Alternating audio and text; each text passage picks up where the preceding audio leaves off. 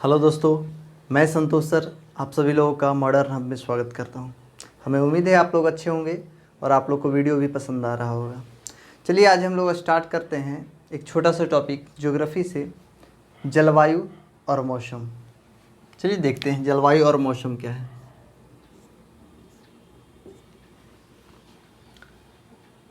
जलवायु और मौसम। जलवायु, मौसम। जब मौसम की बात करते हैं तो हमारे पृथ्वी पर अल्पकाल के लिए कम समय में हुए भौतिक परिवर्तन को ही मौसम कहते हैं। मतलब एक ही दिन में बहुत सारे परिवर्तन को हम लोग मौसम कहते हैं। आज सुबह ठंड थी, दोपहर को काफ़ी गर्मी हुआ, शाम को बारिश हो गया, तो हम कह सकते हैं कि आज का मौसम ठंड थी, गर्मी भी थी और वर्षा भी आज हुआ, तो यह मौसम हुआ। और जब यही मौसम लगातार 2-3 माह तक चलता रहे तो उसे मौसम नहीं बल्कि वहाँ का जलवायु कहते हैं। क्या कहते हैं? जलवायु। यानी एक ही प्रकार के मौसम जब किसी स्थान पर अधिक दिनों तक रह जाए तो उसे उस जगह का जलवायु कहा जाता है। तो आपका ये क्लियर हो गया होगा कि मौसम क्या है और जलवायु क्या है। आगे चलते हैं। नेक्स्ट, मौसम चक्रवत। जब मौसम चक्रवत की बात करें तो भारत में जो है 4 प्रकार के मौसम हैं। यह भारतीय जलवायु को जो है 4 प्रकार से बांटा गया है। शीत ऋतु, ग्रीष्म ऋतु, वर्षा ऋतु और शरद ऋतु। कितने? 4 प्रकार के। जब इन चारों की बात करेंगे तो शीत ऋतु जो है हमारे यहाँ 15 दिसंबर से स्टार्ट होता है और यह 15 मार्च तक चलता है, यानी कुल देखा जाए तो 3 माह तक।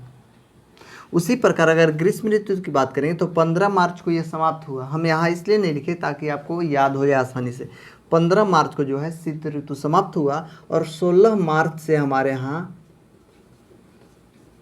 ग्रीष्म ऋतु प्रारंभ होता है और 3 माह चलेगी। तो मार्च, अप्रैल, मई, जून। कितना जून तक? 15 जून तक क्या चलेगा? ग्रीष्म ऋतु चलेगा। यानी फिर हमारे यहाँ 16 जून से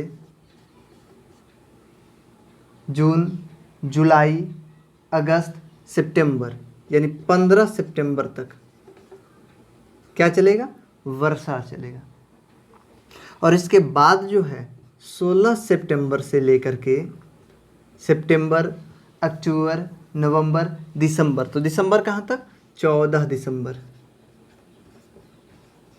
14 दिसंबर तक जो है हमारे यहाँ शरद ऋतु चलेगा। तो ये जो डेट है आपको याद रखने हैं। आगे की बात जो हम करने वाले हैं, हमारे यहाँ मौसम संबंधित जो है जानकारी और मौसम संबंधित सेवा जो है भारत में 1875 से प्रारंभ किया और इसका जो है मुख्यालय शिमला को बनाया गया। शिमला को बनाया गया था, है नहीं। वर्तमान में अगर आपसे पूछा जाए कि मौसम संबंधित वेधशाला भारत में कहाँ है, तब आपका आंसर होगा पुणे। इस प्रकार से चलिए आज हम लोग देखने वाले हैं वर्षा के बारे में। वर्षा ऋतु क्या है? अधिकांश प्रश्न आपके यहीं से बनेंगे, वर्षा ऋतु से ही बनेंगे। बाकी कुछ प्रश्न जो है शीत ऋतु से, कुछ ग्रीष्म से और शरद से। ये बहुत कम प्रश्न यहाँ से आते हैं, सबसे अधिक जो है वर्षा ऋतु से। तो चलिए जानते हैं वर्षा।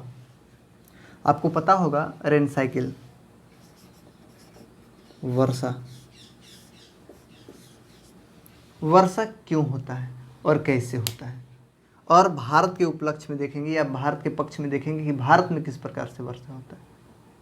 और भारत की जलवायु भी बताई जाती है कि मानसून प्रकार की जलवायु है।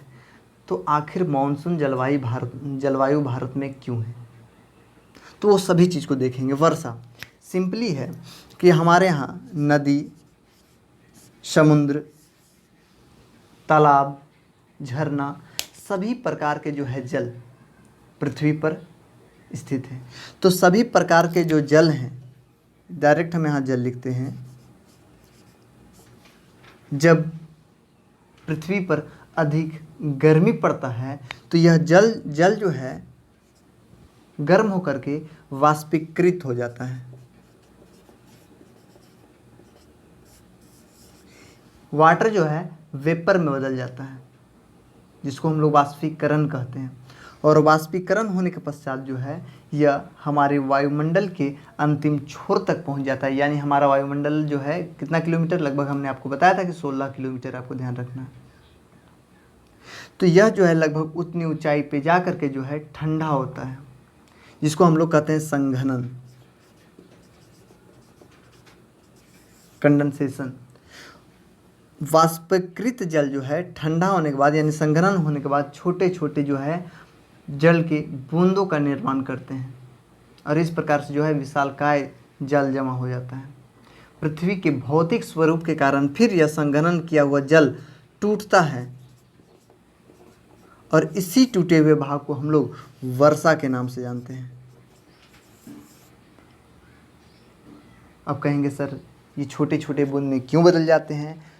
तो जब कोई वस्तु ऊपर से यानी कि हमारे वायुमंडल में जो है ऊपरी भागों से गिरती है तो पृथ्वी का ग्रेविटेशनल फोर्स उसे खींचता है, और खींचने के साथ साथ उसमें गति जो है यानी त्वरण कह सकते हैं अधिक बढ़ जाता है, जिस कारण उसका बिखराव हो जाता है, फैलाव हो जाता है, और उसकी आकृति जो है गोल हो जाती है। यानी कि बारिश की अगर बूंदे आपसे पूछ दिया जाए क्यों गोल होती है, तो आपको बताना है पृष्ठ तनाव के कारण। तो आपने देखा कि पृथ्वी पर से जल वाष्पीकृत होकर के हमारे वायुमंडल में गया, वायुमंडल में संघनित हुआ, और संघनित होने के बाद टूट करके फिर पृथ्वी पर जल आया। यह क्रिया जो है लगातार होते रहता है। इसमें गर्मी, ग्रीष्म ऋतु का बहुत बड़ा योगदान है, क्योंकि जब तक जल जो है पृथ्वी पर से वाष्पीकृत नहीं होगा तो दोबारा हमारे पृथ्वी पर जल कैसे आएगा? नहीं, तो इस प्रकार से हम लोग देख सकते हैं। भारत में जो वर्षा का मुख्य कारण है दो है। एक ये कि भारत के जो उत्तरी भाग में हिमालय पर्वत है। 1 मिनट में मैप ही बना दूं।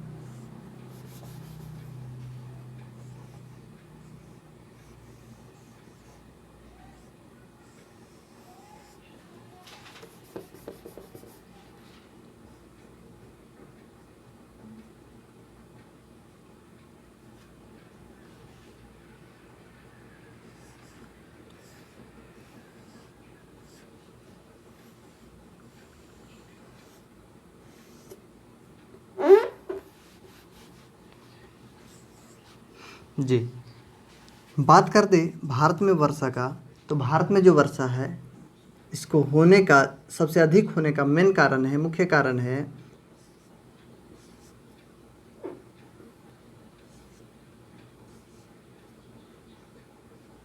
कि जो भारत का ऊपरी भाग है यहाँ हमारा हिमालय है, जो मध्य एशिया के जो है शीतल हवा, ठंडी हवा को भारत आने नहीं देता है। पूरी तरह से ये बैरियर का काम करता है, रोकने का काम करता है। और दक्षिणी भाग में जो है हिंद महासागर है। तो यह दोनों मिल करके जो है भारत में सर्वाधिक वर्षा करवाने के लिए महत्वपूर्ण माने जाते हैं। आपको पता होना चाहिए कि भारत जो है 8 डिग्री 4 मिनट से आरंभ होता है, यानी यहाँ पर जो है हमारा 0 डिग्री अक्षांश है, जिसको हम लोग कहते हैं उष्णकटिबंधीय रेखा। यानी भारत में जो है उष्ण का भी प्रभाव पड़ता है, उष्णकटिबंधीय रेखा। तो आपको पता है कि 0 डिग्री अक्षांश रेखा पर जो है वर्ष भर सबसे अधिक गर्मी पड़ती है, और जहाँ सबसे अधिक गर्मी पड़ेगी वहाँ सबसे अधिक वर्षा होता है। यानी अगर आपसे प्रश्न पूछा जाए कि सालों भर वर्षा कहाँ होती है, तो सालों भर वर्षा एकमात्र जगह पर होती है, कहाँ? विषुवत रेखा यानी उष्णकटिबंधीय रेखा यानी 0 डिग्री अक्षांश रेखा के पास जो है पूरा वर्ष वर्षा होता है। अब यहाँ से जो है हम काफ़ी नज़दीक हैं।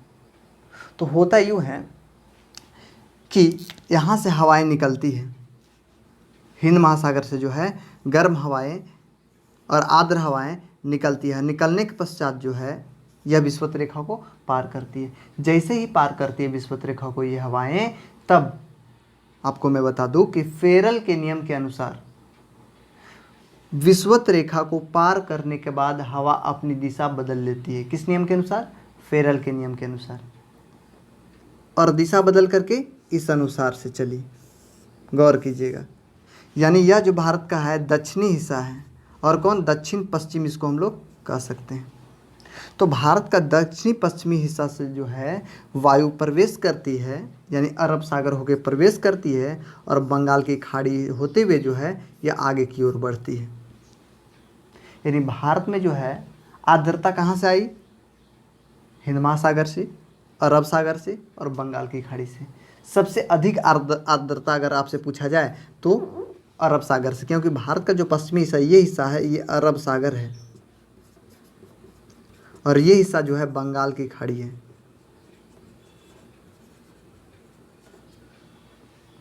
अब जरा गौर करेंगे, यह जो गर्म और आर्द्र हवा आई यह भारत में प्रवेश कहाँ की? तो यहाँ पर केरल आपका एक राज्य है, केरल, ये रहा केरल।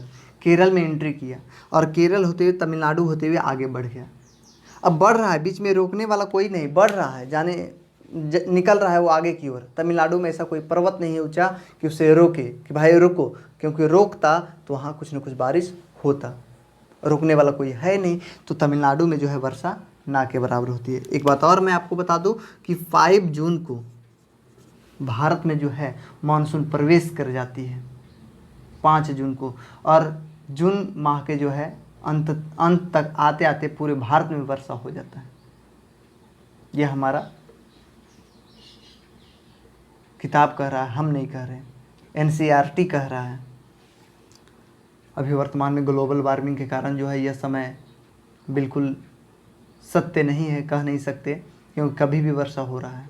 तो उसका भी कुछ कारण है, आगे बताएंगे। तो 5 जून को भारत में जो है मानसून प्रवेश करेगी। कहाँ? तो केरल में प्रवेश की, लेकिन तमिलनाडु में वर्षा नहीं करवाई। इसी प्रकार से जो है यह आगे बढ़ती गई। यहाँ पर जो है मैं आपको बता दूँ 3 पहाड़ी जिसका नाम है गारो, खासी और जयंतिया। गारो, खासी और जयंतिया, ये 3 पर्वत हैं। कहाँ? मेघालय के पास। मेघालय के पास जो है, असम के पास जो है, ये सभी जगहों पर गारो, खासी, जयंतिया, ये 3 पर्वत हैं जो 3 टुकड़ों में बटा हुआ है। हिमालय का ही एक छोटा सा भाग कहिए, ऐसे महादेव पर्वत जो है महादेव श्रेणी का वो टुकड़ा है। तो गारो, खासी, जयंतिया पर्वत से जो है यह जाके टकराती है। किससे जाके टकराई? यह हवा गारो, खासी और जयंतिया, ये तीनों पर्वत से टकराई। टकराने के बाद क्या हुआ कि यह अपनी दिशा बदली और आगे की ओर बढ़ी। तो आगे तो हमने पहले आपको बताया कि हिमालय है, तो हिमालय जो है उसे रोका, बोला नहीं आगे जाने का आपको कोई रास्ता नहीं है, यानी अवरोध कर दिया पूरी तरह से। तो हुआ क्या कि चलो भाई आगे नहीं जाने दोगे, इधर तो घूमने दोगे। तो वहाँ हिमालय का जो है ये भाग, ये जो पूरा फैला हुआ है, इसमें टकराया और फिर यह जो है आगे ना बढ़ करके वापस इस दिशा की ओर मुड़ गया। तो 15 जून तक आते आते यह बिहार में प्रवेश करके, एक बात और जरा गौर कीजिएगा, दक्षिण पश्चिम मानसून जो है अरब सागर से होते हुए बंगाल की खाड़ी में एंट्री की, और फिर कहाँ? मासिनराम मेघालय यानी गारो, खासी, जयंतिया पहाड़ी के पास टकराई, उधर भी जाने नहीं दिया और इधर भी जाने नहीं दिया। तो हुआ क्या? वहाँ विस्फोट हुआ, और विस्फोट होने के कारण जो है सबसे अधिक वर्षा वहीं हो गया। आपको पता होना चाहिए कि दुनिया का सबसे अधिक वर्षा वाला स्थान मासिनराम मेघालय में ही है। तो इस प्रकार से आप ध्यान, क्यों अधिक वर्षा हुआ हमने आपको दिखाया बोर्ड पे, नहीं तो इस प्रकार से आप देखिए कि सबसे अधिक वर्षा मासिनराम मेघालय में हुआ। मासिनराम मेघालय पहले जो है चेरापूंजी में हुआ करता था, लेकिन अब जो है लोकेशन थोड़ा सा बदला है। मेघालय में ही वो चेरापूंजी भी था, लेकिन अब मासिनराम में है। आगे की बात करेंगे तो यह वर्षा जो है, यानी कि कह सकते हैं यह आर्द्र हवा जो है धीरे धीरे आगे बढ़ती है। 150 सेंटीमीटर के लगभग जो है हमारे यहाँ बिहार में बारिश होता है। उत्तर प्रदेश जाएंगे तो आर्द्र हवा और कम हो जाती है 100 सेंटीमीटर, और आगे जाएंगे तो और कम होगा। जैसे जैसे आगे बढ़ते जाएंगे यह आर्द्र हवा जो है, इसमें आर्द्रता कमते जाएगी और वर्षा का मात्रा कमते जाएगा। यहाँ मैं आपको बता दूं कि ये जो है राजस्थान का हिस्सा हुआ यूँ कि यहाँ पर जो है राजस्थान में अरावली पर्वत है। आपको पता होगा कि पूरी दुनिया का सबसे पुराना और अवशिष्ट पर्वत पूछा जाता है प्रश्न कि कहाँ स्थित है, तो राजस्थान में। नाम क्या? तो अरावली पर्वत नहीं, जिसकी सबसे ऊंची चोटी गुरु शिखर है। हाँ, तो ये पर्वत से जो है आकर के यह मानसून टकराई, जिसके कारण राजस्थान के पूर्वी भागों में, राजस्थान के पूर्वी भागों में कुछ वर्षा हुआ, लेकिन पश्चिमी भागों में पहुंच नहीं पाता है, जिसके कारण राजस्थान के पश्चिमी भागों में वर्षा नहीं हो पाता है। और इसी कारण जो है राजस्थान के पश्चिमी भागों में जो है भारत का सबसे बड़ा रेगिस्तान थार मरुस्थल पाया गया। क्या कारण है? क्योंकि वहाँ वर्षा नहीं होता है। कहाँ वर्षा नहीं? तो पश्चिमी राजस्थान में वर्षा नहीं है। अब सोचने वाली बात यह है कि जब पश्चिमी राजस्थान में वर्षा नहीं हुई तो इसके बाद तो हमारा जो है पाकिस्तान है, तो क्या पाकिस्तान में वर्षा होगा? बिल्कुल नहीं। पाकिस्तान में जो है वर्षा इससे नहीं होता, यानी कह सकते हैं दक्षिण पश्चिम मानसून से नहीं होता है, बिल्कुल नहीं होता है। पाकिस्तान जो है पूरी तरह से नदियों पर आश्रित है। तो इस प्रकार से आप देख सकते हैं कि वर्षा किस प्रकार गई। सबसे बड़ी पॉइंट ये कि भारत में सबसे अधिक वर्षा जो है दक्षिण पश्चिम मानसून करवाती है। लगभग 80% वर्षा दक्षिण पश्चिम मानसून के कारण ही होता है। भारत में जो है कभी कभी ठंड के दिनों में, शरद ऋतु में भी जो है दिसंबर के माह में, किस माह में? दिसंबर के माह में जो है शीत ऋतु में जो है कुछ वर्षा हो जाता है। आगे की बात करें तो यह हवा जो है आर्द्रता को छोड़ करके आगे की ओर बढ़ जाती है। वापस जब यह हवा जो है जब लौटती है तो लौटने के पश्चात यह पंजाब के क्षेत्रों में कुछ वर्षा करवाती है, जिसे हम लोग फूलों की वर्षा कहते हैं। पंजाब के क्षेत्रों में वर्षा करवाती है, लौटती हुई मानसून जिसे कहते हैं। अब यही मानसून गया था और यही लौट रहा है। जरा गौर कीजिए, यहाँ लौटा, फिर वही पहाड़ी से टकराएगा और किस ओर आएगा? इसी ओर वापस लौटेगा। हाँ, तो जरा गौर करेंगे, इस ओर वापस लौट रहा है, तो अब यहाँ से लौट रहा है। तो जब यहाँ से लौट रहा है तो ये क्या? उत्तर और पूरब, यानी ये हम इसका नाम उत्तर पूरब मानसून दे सकते हैं, उत्तर पूर्वी मानसून। उत्तर पूर्वी मानसून से भी भारत में लगभग 10% जो है क्षेत्रों में बारिश होता है। और इसमें आर्द्रता कुछ बंगाल की खाड़ी से आता है, कुछ जो है हमारे यहाँ मध्य एशिया से आता है। जरा गौर करेंगे, उत्तरी पूर्वी मानसून जब हमारे यहाँ असम में चलता है तो यह चाय के लिए काफ़ी लाभदायक होता है, इसलिए इसे चाय वर्षा के नाम से भी जानते हैं। उत्तर पूर्व मानसून कपास के लिए, जूट के लिए भी यह लाभदायक है। इसी प्रकार से कह सकते हैं कर्नाटक के क्षेत्रों में यही हवा के कारण जो है, इस हवा को जो है चेरी ब्लॉसम के नाम से जाना जाता है। वहाँ चेरी जो है एक प्रकार का फसल है जो कि इस हवा के कारण काफ़ी ज़्यादा लाभप्रद और बेहद उपजाऊ होता है। इस कारण से चेरी ब्लॉसम इस हवा को कहते हैं कर्नाटक में। उसी प्रकार जैसे तमिलनाडु में जो है इस हवा को आम्र वर्षा के नाम से जाना जाता है, क्योंकि यह जो है आम को लाभ पहुंचाता है। कहाँ? तमिलनाडु। यानी अगर आपसे पूछा जाए तमिलनाडु में जाने के समय तो वर्षा हुआ नहीं, लेकिन आने के समय वर्षा हुआ, तो किस मानसून के कारण जो है तमिलनाडु में वर्षा होता है? तो उत्तरी पूर्वी मानसून के कारण तमिलनाडु में वर्षा होता है। तो इस प्रकार से हम लोग देखें कि वर्षा भारत में किस प्रकार होता है। सबसे कम वर्षा जो है लेह लद्दाख में होता है। भारत का सबसे कम वर्षा कहाँ? लेह, जो कि लद्दाख में स्थित है। इस प्रकार से इसे ध्यान रखेंगे। बात करेंगे, देखिए गुजरात वाली क्षेत्र की हम बात नहीं कर पाए, क्योंकि ये सभी हवाएं से इसको कोई फ़र्क नहीं पड़ता। यहाँ जो है यह समुद्री क्षेत्र है। यहाँ का मौसम, मुंबई का मौसम, गोवा का मौसम, मतलब ये सभी एक ऐसे क्षेत्र हैं, इतने खूबसूरत जगह हैं जहाँ किसी भी समय वर्षा हो सकता है। यहाँ वर्षा होने के कारण है कि अरब सागर से जो है आर्द्रता आती है और आने के पश्चात यह पश्चिमी घाट पर्वत है, पश्चिमी घाट पर्वत से यह आर्द्रता जाके टकराती है और यहाँ वर्षा हो जाता है। इसके लिए किसी भी प्रकार के मानसून की आवश्यकता नहीं है। अक्सर यहाँ देखने को मिलेगा, मुंबई में तो अक्सर देखने को मिलेगा बारिश। तो यह जो है अरब सागर के आर्द्रता के कारण, ना कि दक्षिण पश्चिम मानसून या तो उत्तर पूर्व मानसून के कारण, बिल्कुल नहीं। आगे की बात करेंगे तो हमारे यहाँ शरद ऋतु में जो है उत्तरी बिहार में काफ़ी ठंड हवा बहती है, जिसे हम लोग शीतलहर के नाम से जानते हैं। तो शीतलहर कहाँ चलता है? क्या दक्षिण भारत में चलता है? बिल्कुल नहीं, क्योंकि दक्षिण भारत जो है 0 डिग्री अक्षांश पे है, यानी गर्म क्षेत्र है। तो यहाँ क्यों चलेगा भाई? कहाँ चलेगा? तो उत्तरी भारत में जो है हमारे यहाँ शीतलहर चलता है। उसी प्रकार गर्मी के दिनों में, ग्रीष्म ऋतु में जो है उत्तरी भारत में या उत्तरी पूर्वी भारत कह दीजिए, उसमें जो है जो हवाएं काफ़ी गर्म चलती है उसे लू के नाम से जाना जाता है। पूरी दुनिया में जो है लू सिर्फ और सिर्फ भारत में चलता है, और कब? तो गर्मी के मौसम में। तो इस प्रकार से आप देख सकते हैं कि भारत में किस प्रकार से वर्षा होता है, कैसे कैसे वर्षा होता है, इसके कारक क्या हैं, किस कारण से वर्षा होता है। तो ये सभी पॉइंट्स जो है इसमें देखने को मिलेंगे। बात करेंगे कभी कभी वर्षा के साथ में तेज हवा का झोंका भी आता है, जिसे हम लोग झंझावत वर्षा के नाम से भी जानते हैं। यानी उस समय जो है काफ़ी ज़्यादा विनाश होने की संभावना होता है। ज्योग्राफी की भाषा में उसे हम लोग चक्रवात भी कह सकते हैं, साइक्लोन। तो यह जो है हमारे यहाँ अक्सर आया करता है बंगाल की खाड़ी से या तो अरब सागर से, क्योंकि दोनों ओर हमारे यहाँ समुद्र है। तो साइक्लोन भारत में अक्सर आया करते हैं।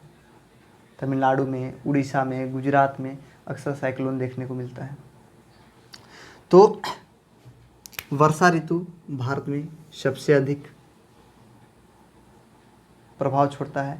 पूरी तरह से यहाँ के किसान जो है वर्षा पर ही डिपेंड है, पूरे भारत के किसान। इसीलिए कहा जाता है कि भारत की कृषि जो है, भारत की जलवायु जो है मानसून पर आधारित है पूरी तरह से। तो इस प्रकार आप देख सकते हैं क्यों आधारित है। समय समय पर जो है फसल को जल मिल जाता है। इसका मुख्य कारण है मानसून, इसका मुख्य कारण है समुद्र। आने वाले समय में जो है जब जलवायु की बात करें तो कुछ कह नहीं सकते कि बारिश की स्थिति क्या होगी, क्योंकि हमने अभी तुरंत पॉइंट आपको बताया था कि जल चक्र क्या है, नहीं रेन साइकिल क्या है। गर्मी जब अधिक बढ़ेगी तो बर्फ़ पिघलेंगे, और बर्फ़ जब पिघलेंगे तो पिघलने के बाद वह वाष्पीकृत होंगे, और वाष्पीकृत जब होंगे तो वह संघनन भी होंगे, और संघनन होंगे तो वर्षा भी अधिक में भी होने की संभावना। लेकिन किस स्थान पर होगा इसके बारे में कुछ कहा नहीं जा सकता। आखिर लोग क्यों कहते हैं कि जंगल लगाना अनिवार्य है? जंगल लगाने से वर्षा होता है। बहुत सारे जब पेड़ पौधे रहते हैं एक स्थान पर, तो वह जो है क्या करते हैं कि हमारे वायुमंडल से जो है कार्बन डाइऑक्साइड को अपनी ओर खींचते हैं, आकर्षित करते हैं, और उस खिंचाव के कारण भी जो है हमारे यहाँ संघनित जो है बारिश की बूंदें पृथ्वी पर आती है।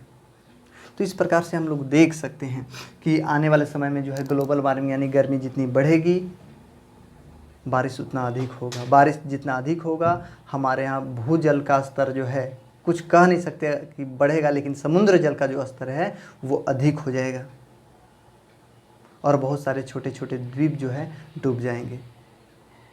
तो ये सभी कारण हमारे यहाँ जलवायु का होगा। अलग अलग देशों में अलग अलग प्रकार की जलवायु है, सभी देश की जलवायु एक समान बिल्कुल नहीं है। इटली की जलवायु भारत की जलवायु की तरह है, इसलिए यूरोप का भारत इटली को कहा जाता है। तो इस प्रकार से जो है आप एक छोटा सा टॉपिक देखें। अगर इसमें और कोई परेशानी हो तो आप बिल्कुल नीचे दिए गए कमेंट बॉक्स में कमेंट कर सकते हैं, प्रश्न पूछ सकते हैं। और अगर वीडियो आपको पसंद आए तो लाइक करें, शेयर करें और सब्सक्राइब करना बिल्कुल ना भूलें। धन्यवाद।